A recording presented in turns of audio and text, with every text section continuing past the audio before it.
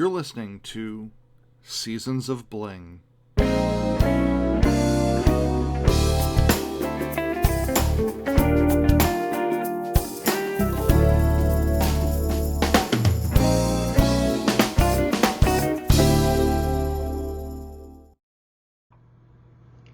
everybody, and welcome to another episode of Seasons of Bling, the podcast for Holidays Lane. My name is Bill Mason, and I am the owner, operator, designer, packer, marketer, social media guy for holidayslane.com, where I sell handcrafted, beaded, and sequin ornaments and decor pieces for pretty much every holiday that's out there. So you'll find stuff for Valentine's Day, Patriotic, Pride, we have Halloween, Christmaka, Christmas, so pretty much everything there. And if you haven't listened to one of the podcasts before, even though it's on YouTube, you can just kind of sit back, let this one play out. There isn't anything that you will need to watch. Won't be necessarily showing you anything, so you can just let this run. And hopefully we'll have a nice conversation. And if anything you want to share, please do so in the comments, and I will take a look at that. This podcast is going to be a little bit more off the cuff than my usual ones, where I have planned out exactly what I want to say. And it's because I've made the decision to de-emphasize Etsy in my business and start looking at other avenues to sell. So if this is something you are an Etsy seller and you are thinking about doing, then there's my 2 cents, so to speak, for it. What I have done is on my website, that has been out there for a while, but it had always pointed people to Etsy to actually be sort of my cash register. So there could be a page where I talk about how I make all my Christmas ornaments by hand, and there might be some pictures, there might be some specific products that are called out, and then you click a link and it goes to Etsy, and that's where you handle the transaction. I scarily have turned on shopping on my website for a portion of those items. So all of my sequin pins, my supplies are up on the website. My DIY ornament and egg kits are now available directly on the website, and then some other pieces as well. That's been a scary process by itself. Making sure you have everything lined up properly, from shipping to handling the payment processing, make sure the notifications are good, your return policies are there, all that fun, weird stuff that you kind of don't think about because we're so used to buying online and other people have it figured out. I had to figure that out for myself. So it took me a while to get to the point where I could start turning on sales, and that is there. But if you have a website, I like to think about it as you have this long street, and on that long street is this building, and that building is your store. And could be that people drive by it every day and they have no idea that you're there. So my entire purpose is making people aware that the building is there and then getting them to come in and buy things. And it is difficult. That is exactly why people struggle with getting sales. Some people, honestly, they get rich folks think, all I'm going to do is open my website and then the sales are going to come pouring in. That doesn't work that way. Not that many people want to hear it, but that is true. That's just the way that it is. So you're fighting with everything on the internet. Even for me, search for a Christmas ornament, you're going to find a ton of stuff out there, from little mom and pop shops to giant companies, and everything in between. And I'm buried in there somewhere, so I have to make myself stand out. And that's the appeal to a marketplace. So something like an eBay, Etsy, etc. And there's a new one that I feel like I'm getting in on kind of early. I know that there were a lot of people that are already up on this, but I am building a GoImagine shop as well. So what the difference with a marketplace, for those of you who don't know, is think about it as a mall. You know, the whatever mall. People know the mall is there. They may not know every store that's in it, but they know that it exists because they're usually pretty big, with a lot of parking spaces. So, you know, back in the heyday, you would just go to the mall and you would go shopping and you see what's there, and that's really what a marketplace is. People know to go to Etsy and then search for something. People know to go to Amazon and search for something. People know, you know, to go to those big places. They do the search, they find what they want, and then they purchase it from one of the many different shops that are out there. All right, so I'm just one of the shops in Etsy. Now, for me personally, I haven't been too affected by all of the drama that's going on with Etsy, but I do listen to the investor relation calls, and I'm a bit concerned with what I'm gonna, I don't know, let's call it the separation from reality between the CEO and what I'm seeing in their marketing campaigns and the reality of the platform and some of the ways in which they're looking at moving their business forward. So the part that I'm personally unaffected with is, you know, you'll see a lot of negative publicity for Etsy out there about payment reserves. And I don't have a problem with payment reserves by themselves. You know, I think that it is a good thing for buyers and for the business itself.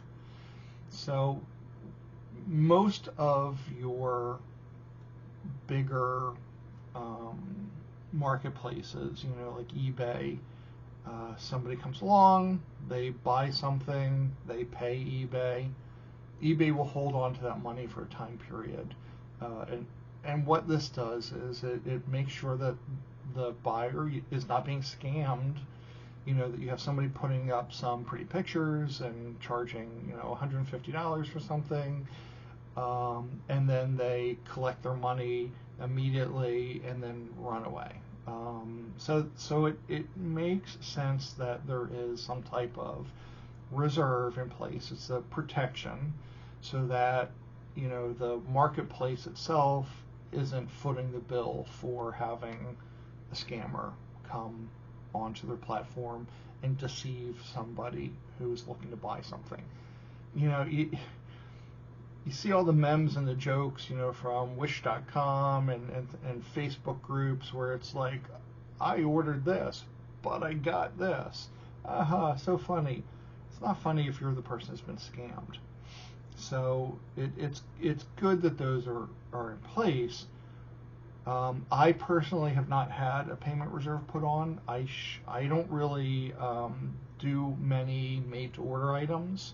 A lot of my items, I will make it, I will photograph it, I will post it as ready to ship, and then within a day or two usually, I actually get it to the post office. I ship with tracking.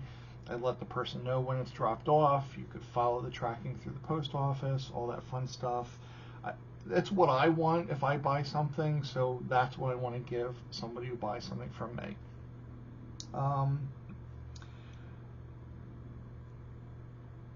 But I am a little bit worried about the way in which Etsy has been handling applying payment reserves to shops. In that, poof, magically, out of thin air, they're holding your money.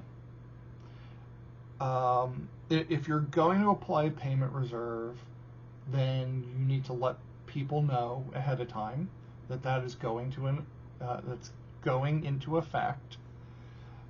and allow them to make the decision if they want to continue on that platform or if they want to, move along, or if they need to do some things to make sure that their finances are set up in a way that they're able to still conduct business, using those payment reserve terms. When people are placed on, and I'm in, a lot of Facebook groups for Etsy sellers. I am in a really wonderful class with shops that really do care about handmade and ethical business practices, which I'm very grateful to be a part of. But even those people are sort of being put into their payment reserves out of nowhere. So, like summarizing, I guess, payment reserves are okay. It's the execution of it. And when you are put on a payment reserve, they don't really tell you why. The time period that they say that you may be under a payment reserve, it could be shorter, it could be the amount of time, it could be longer. They could, keep you going on that payment reserve even afterwards. And transparency to me is important. It's that simple. Be very clear on what you're doing or what you're going to do. Do it, follow through, and be consistent. And Etsy's not doing that. And it is becoming more and more difficult on Etsy to be found, because the search algorithm for Etsy right now, and all you need to do is go out to Etsy's investor relations website and listen to their investor relation calls. They are obsessed with not showing people what they want or what they've typed in and said that they want to search for. So I want a blue short sleeve shirt. They want to show you what they think you might want based on your previous shopping history, based on things that people like you have also purchased. So it's sort of they don't care about your sale, they care about any sale at any cost. And so what that does is you get people that go to Etsy, they go to that mall, and they're looking around for that blue shirt. They can't find it anywhere, so they leave the mall and they go somewhere else, like Amazon. Even though in that mall there are lots of blue short sleeve shirts, you just don't know about it because Etsy thinks that you want something else. And it's that, I'm trying to think of the word, it's that binary thought process that they have, where you can only either be quite literal and only show things that say blue short sleeve shirt in the title and the tags and bring that back to you, or we're going to kind of discount what you're saying and we're going to interpret what we think you might want because we want to have discovery learning.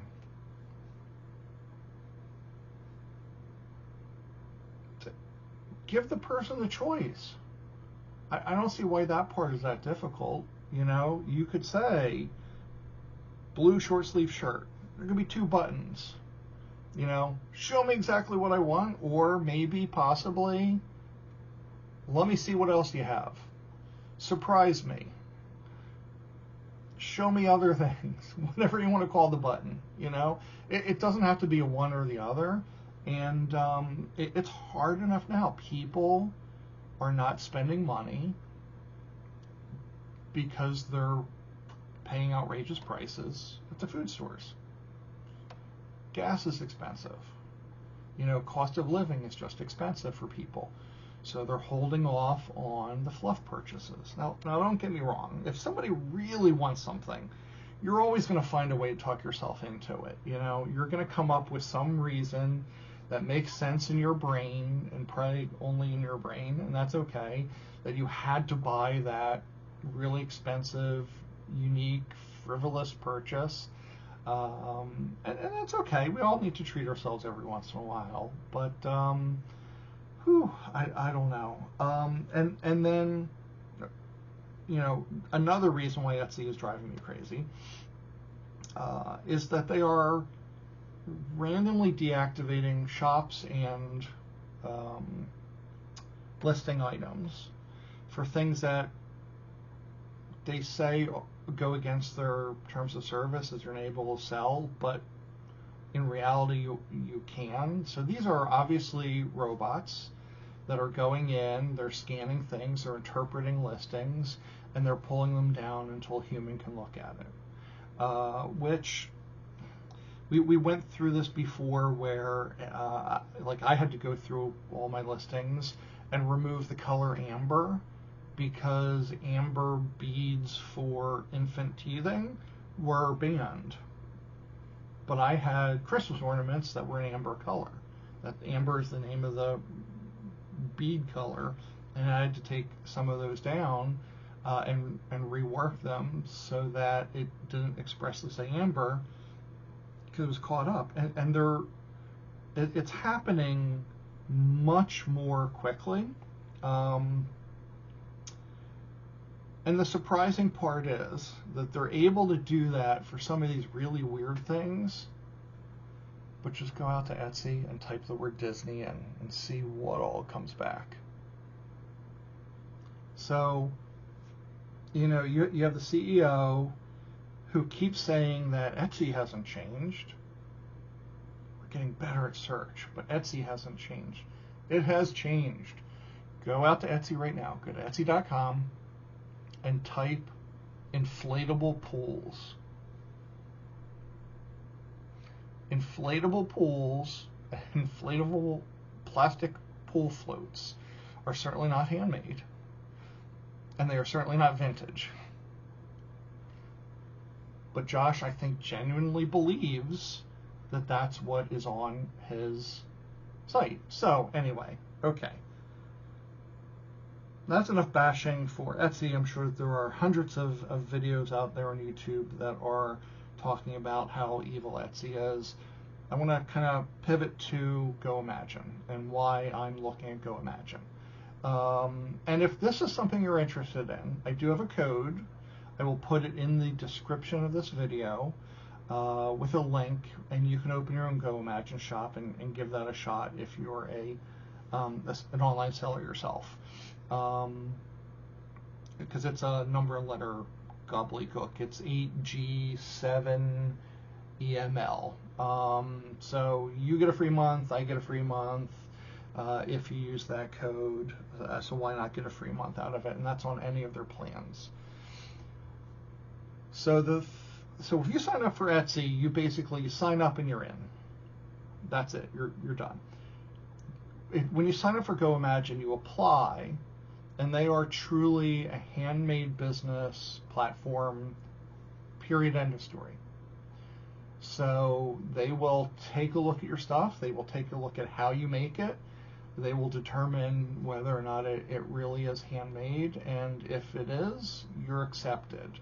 And I love that. I mean, that's kind of where Etsy started, and then it went off the rails, once they went public, and it was all about stock price, stock price, stock price. The thing about GoImagine is the guy who owns it has absolutely no intention of ever going public with this. We'll put in a sort of a plan in place to make sure that doesn't happen. He doesn't need the money. He has his own money. He loves the platform. He loves the idea of it. So a lot of their proceeds, their profits, go to children's charities, which is another bonus right there. You're not going into the pockets of a exorbitantly paid CEO or to a shareholder who hasn't done a thing for the platform ever in their life. So are there less things and less sellers on GoImagine right now? Yes. But it's been around for a couple years, and it is definitely growing.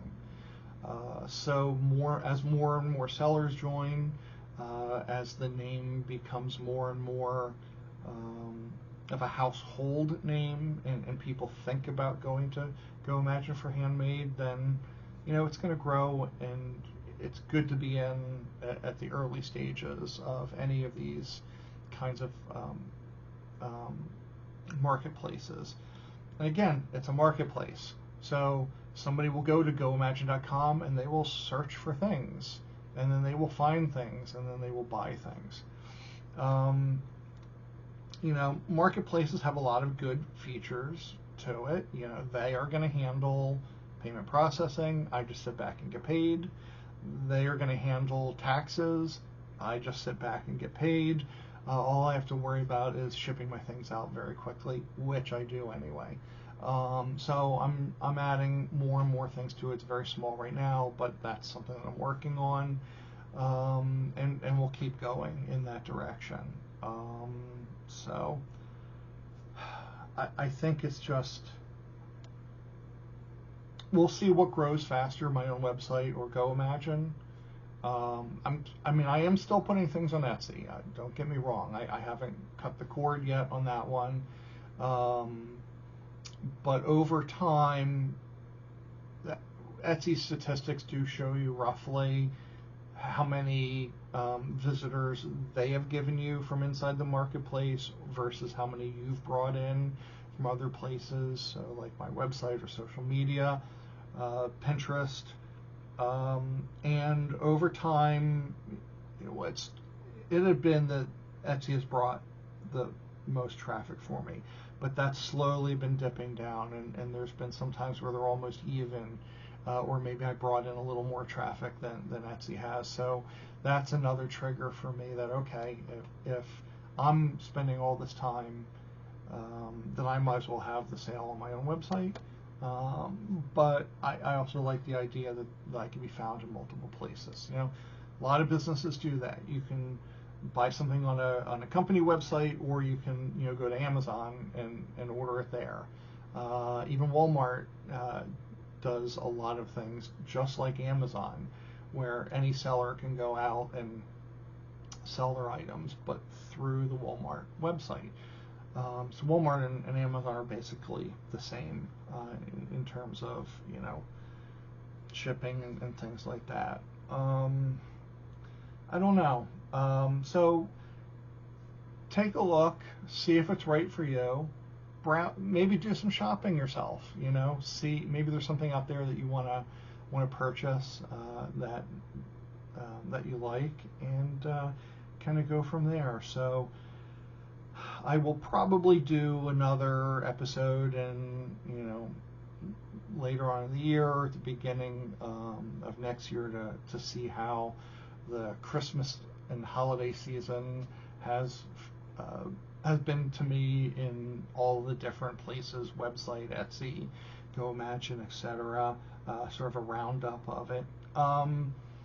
My next podcast episode, just to give you guys a heads up, is going to be all about in-person craft fairs and things to keep in mind if you use Square and have Square connected to your Etsy shop.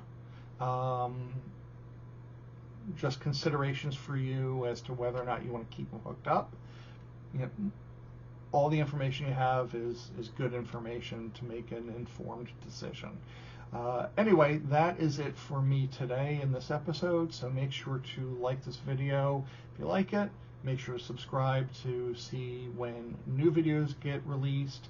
And like I said, if you are interested in a GoImagine shop yourself and want that free month, and I get a free month too, just check the description and you will see my code and my link. So have a wonderful day, everybody. And at Holidays Lane, remember, every day is a holiday. Head on over to holidayslane.com. That's holidays with an S, where every day is a holiday.